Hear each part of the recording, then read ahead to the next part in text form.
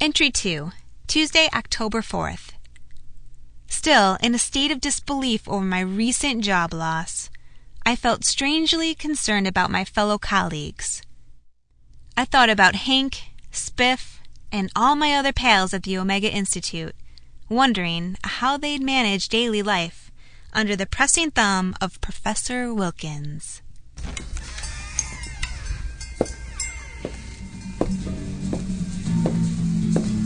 Hi, Beady. Hey, Nikki. Say, why the long face? Just one of those days. Oh, Nothing that a white chocolate mocha won't cure. you got it. Thanks. After picking a prime seat, it was time to plan my strategy, and a thought came to mind. Maybe it wouldn't be so bad. Maybe if I tried hard enough, I could find work in the private sector and prove Wilkins wrong. But a look in the paper confirmed my worst fear. Hundreds upon hundreds of skilled and experienced professionals also looking for the same kind of work. Former employees of former businesses whose vacant buildings now littered the streets like the ruins of a once great society. I could hardly stand it. Then, just as I began feeling sorry for myself about the loss of Project 9, a shrill sound directed my attention towards a small table nearby where two oddly dressed men sat playing cards. One of them was calibrating the direction and angle of his hat while the other was whistling.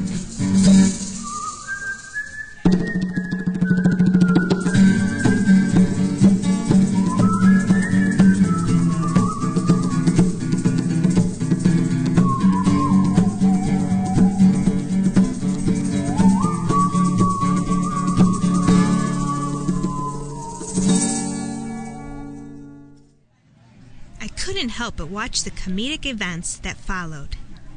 The man with the hat was laughing and pointing to a nice-sized splatter of red on the other guy's tie. The whistling man looked down and rubbed it with a napkin, which just smeared it all over. I began to wonder, what is that red substance on his tie? It kinda looked like blood. Just then, the bell above the door rang. It was Officer Townsend coming in for his usual dark roast coffee of the day with extra sugar. This seemed to make the whistler nervous, and he reached inside his pocket, removing what looked like a small pistol. Cupping it in his hand, he drew it closer to the table before reaching for something in his other pocket. My heart raced for a moment as I played out the scene in my mind. Poor Officer Townsend, but what could I do? Was this really going down here at Nikki's coffee shop? Then, in a bizarre move, I saw the whistling man draw the gun towards his face as he then used the pistol to light a cigarette. It was just a fancy lighter. With an overplayed finesse, he then got up and walked over to the counter. I chuckled when replaying the scene in my mind. If he only knew the plot I imagined for him and his pal. Intrigued by the strange character, I pretended to read the paper while trying to overhear his conversation with Nikki. Hey, yo, Nikki, I'd like to put another card on the bulletin board. Sure, no problem. Any leads so far? A few good ones, yeah, but we're still looking for a couple more. No problem. Say, you fellas want a refill before you go? Oh, no thanks. I'll catch you later. Okay, see ya. On his way out, he tacked something to the bulletin board. I could hardly wait to find out what it was.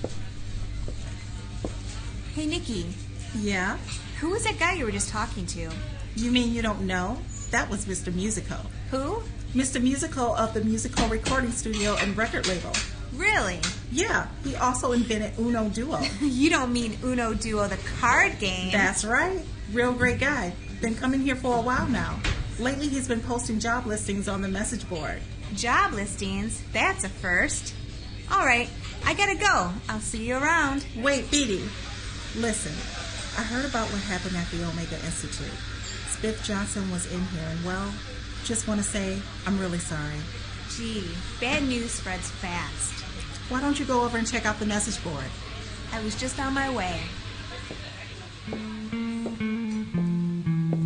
Approaching the wall at the other end of the coffee shop, I could see a plain black card displaying a gold string of numbers.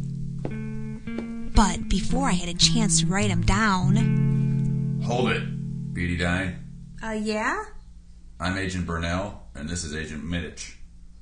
We're from the BOBLR. Bobbler? What's a bobbler? It's an acronym, ma'am. It stands for the Bureau of Business Licensing and Regulation. Oh, well, I don't own a business or anything. Miss Dine, our records indicate that you've had a recent termination of employment in the private sector. Yes, but I don't see how that's any of your affair. Well, you just come along quietly, and we can sort it out back at the office. Go with you? Where? And what for? To begin your monthly meetings with a carbon counselor. Is this a joke? You got a hearing problem, lady. He said you're coming with us. Like hell, what is this? You a member of the secret Scorpion Society? No. Article 15 of the new federal mandate on environmental regulation states that any individual not registered with the Scorpion Society who obtains the status of non-employed is deemed incapable of earning income to cover their daily carbon output tax, and are therefore required to submit themselves in person to a designated officer who will oversee their conversion to tax status 89-B.